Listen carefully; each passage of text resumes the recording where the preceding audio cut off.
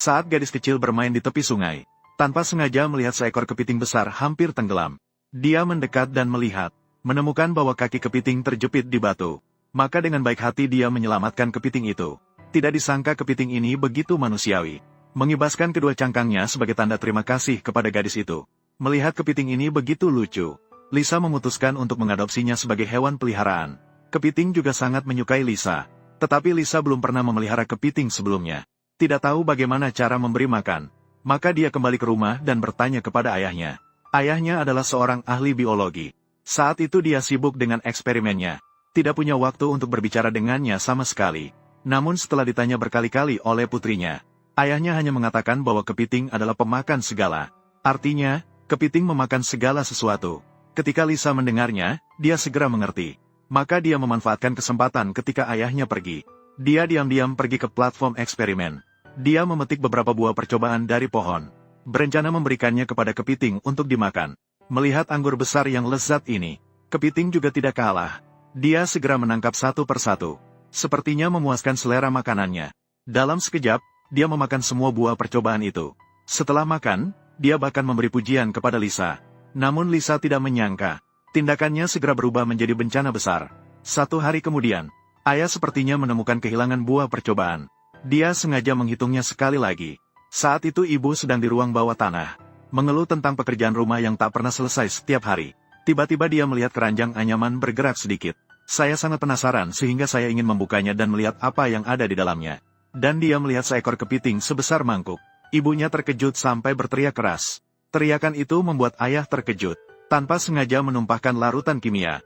Saat dia sedang bersiap untuk membersihkannya, mendengar istrinya berteriak minta tolong. Ayah pun tanpa memperdulikan keadaan segera berlari untuk melihat. Ketika ayah datang dan melihat, bukankah itu hanya seekor kepiting? Istrinya yang terkejut berteriak, "Pernahkah kamu melihat kepiting sebesar ini?" Ayah menganggap bahwa istrinya melebih-lebihkan. Sedangkan istrinya berpendapat, terkait dengan serum pertumbuhan yang sedang diteliti oleh suaminya di laboratorium. Karena itu, keduanya bertengkar hebat. Kepiting melarikan diri setelah melihat keadaan. Kembali ke Lisa. Lisa masih terus memberinya makan buah hasil percobaan. Tanpa sadar bahwa dia akan mengalami bencana besar. Masih asyik bermain dengan kepiting dan tidak menyadari bahaya yang mengancam. Saat itu, tangan ayah yang terkena cairan obat bereaksi. Tiba-tiba terjadi ledakan hebat di laboratorium. Menyebabkan Lisa dan kepiting terkejut. Orang tua Lisa juga dikirim ke surga karena itu. Kejadian ini berhasil membuat Lisa menjadi yatim piatu. Sejak itu, hanya bisa bergantung pada kepiting. Beberapa tahun berlalu, gadis kecil telah tumbuh menjadi gadis dewasa. Kepiting juga dirawat dengan baik olehnya. Awalnya hanya hewan peliharaan. Sekarang bahkan tumbuh menjadi monster. Ikan dan udang kecil di kolam. Sudah tidak cukup memuaskan nafsu makannya. Maka pada malam hari, dia pergi ke sebuah peternakan di dekatnya. Dalam sekejap, dia berhasil menembus tembok. Lalu mencuri seekor sapi. Berencana untuk mencoba sesuatu yang berbeda. Keesokan paginya, pemilik peternakan bersiap-siap untuk melepaskan sapi. Ketika dia melihat lubang besar di dinding belakang, dia terkejut. Di luar, ada noda darah di atas rumput. Dia mengikuti jejak darah di tanah dan melangkah maju. Dia melihat sapi tua tergeletak dengan keempat kakinya menghadap langit. Mendekat dan melihat. Dia menemukan bahwa sapi tua telah dikunyah hingga hanya tinggal tulang belulang. Dia ketakutan dan segera berlari ke kantor polisi di kota kecil untuk melaporkan kejadian. Setelah kepala polisi dan asistennya tiba untuk menyelidiki tempat kejadian, mereka menemukan jejak kaki aneh di atas rumput. Mereka menduga bahwa ini adalah serangan dari makhluk raksasa. Gigi tajam yang tertinggal di tempat kejadian adalah bukti yang paling kuat. Namun mereka tidak pernah terpikir bahwa pelakunya adalah seekor kepiting. Ketika mereka mencari sepanjang jejak kaki, mereka tanpa sengaja masuk ke wilayah rumah Lisa. Lisa segera mengacungkan senapan berburunya, menolak kedatangan mereka yang tiba-tiba. Akhirnya, masuk ke rumah pribadi adalah tindakan ilegal. Apalagi Lisa masih memegang senjata. Keduanya akhirnya terpaksa menghentikan penyelidikan dan pergi dengan kecewa. Setelah kembali ke kantor polisi, kepala polisi menelepon ke Komite Satwa Liar. Karena pada dasarnya mereka juga ahli dalam menyelidiki hal ini. Tidak lama kemudian, ahli biologi Mark tiba di kantor polisi.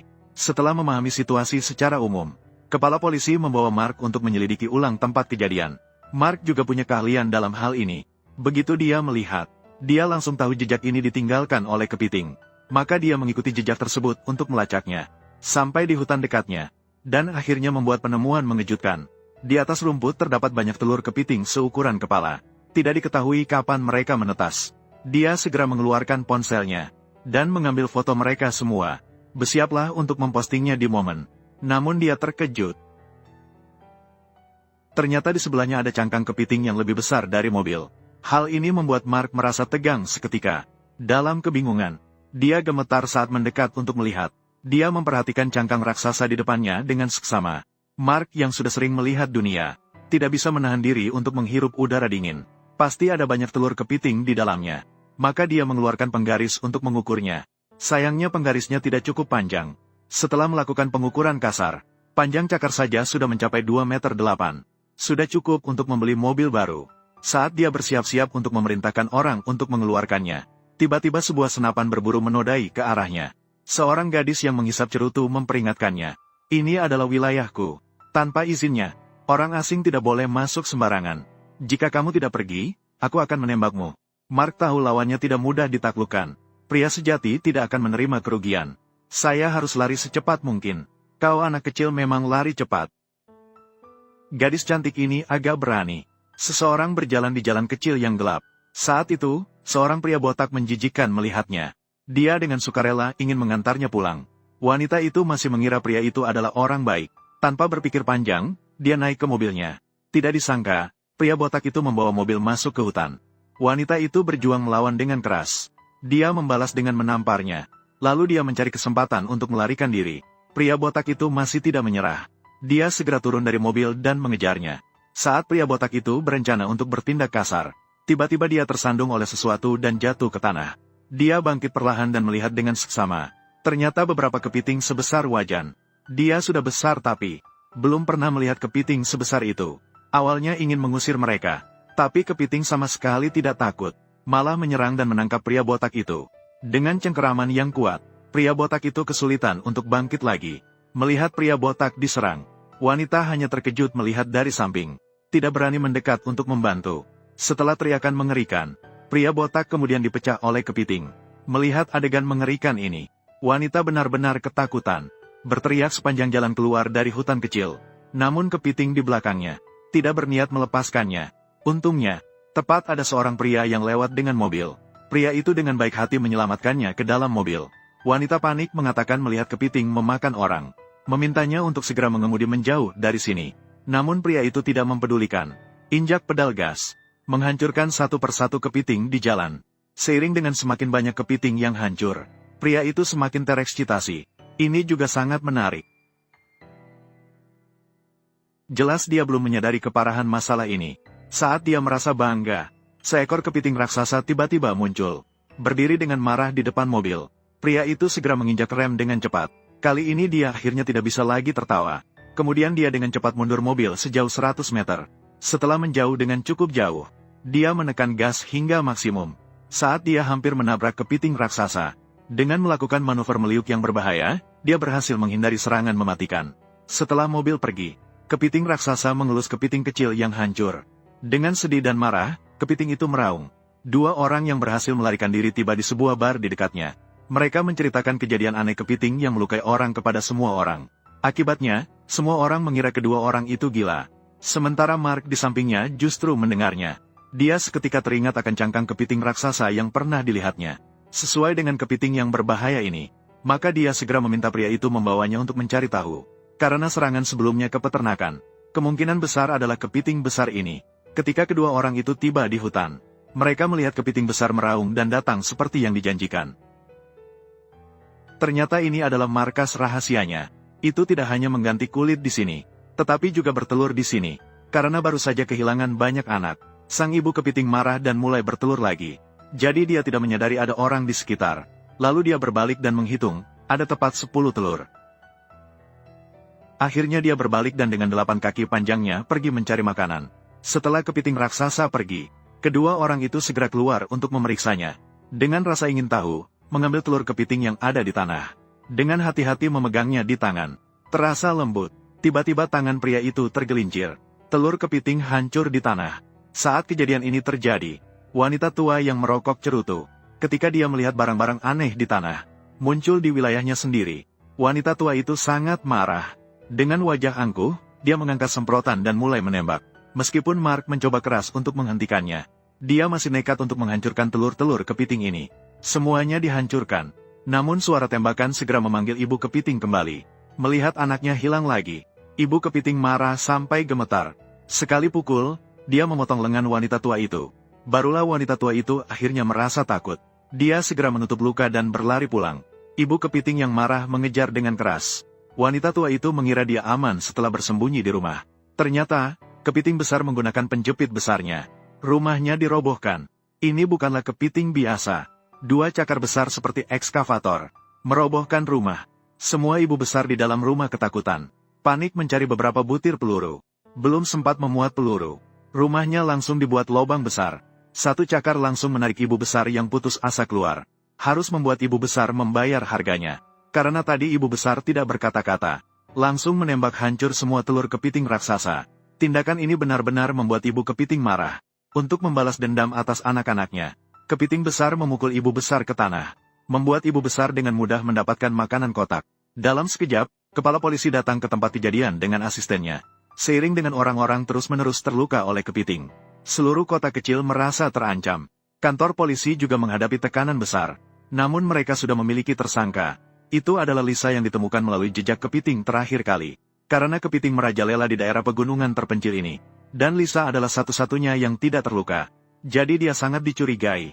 Mereka menemukan Lisa di hutan berdasarkan petunjuk, dan meminta dia menyerahkan makhluk aneh yang dipegangnya. Namun mereka dihadapi perlawanan sengit dari Lisa. Mereka terpaksa membawa Lisa kembali untuk diselidiki. Namun mereka tidak tahu betapa berbahayanya tindakan itu. Saat itu, Lisa mengenakan borgol.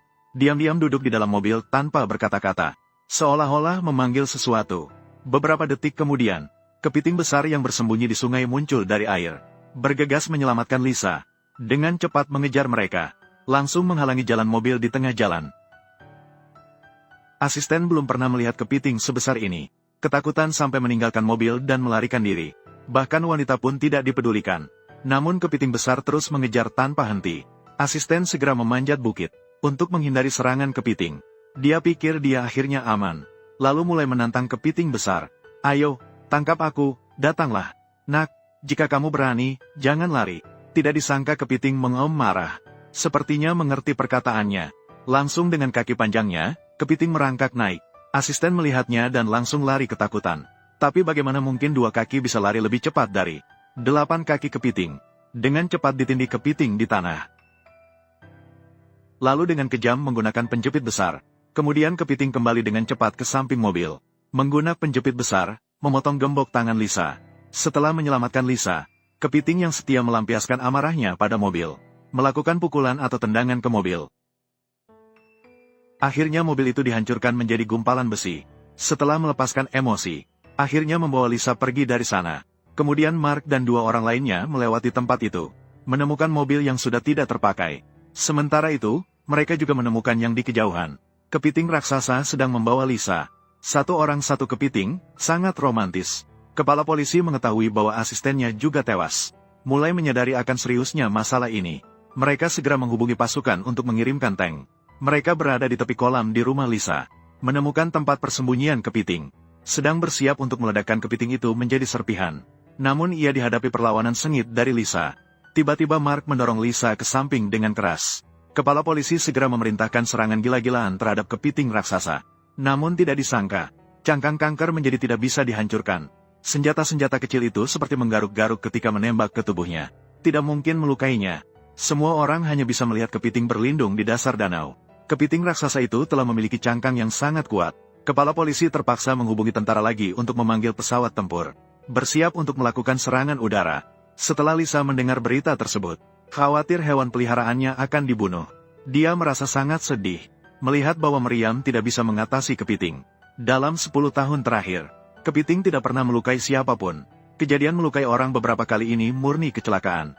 Mungkin karena musim berkembang biak dan gangguan manusia, membuatnya menjadi gelisah dan mudah marah.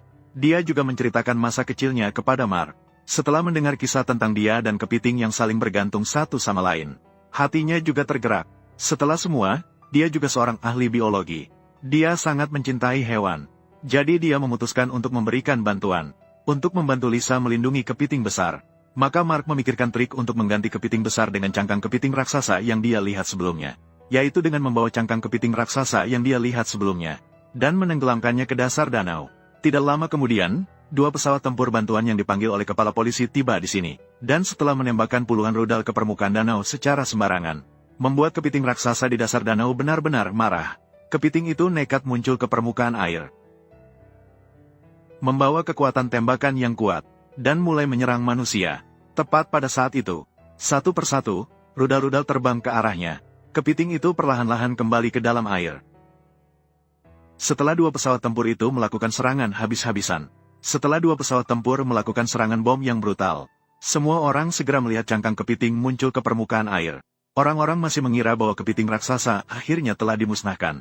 Semua begitu teruja sehingga mereka menari di tempat. Namun mereka tidak pernah terbayangkan, pesawat tempur hanya meledakkan cangkang kepiting. Namun kepiting sejati tetap tersembunyi di dasar danau, berhasil lolos dari bencana. Mulai dari sana, hidup kepiting menjadi lebih berwarna. Hidup bahagia tanpa gangguan.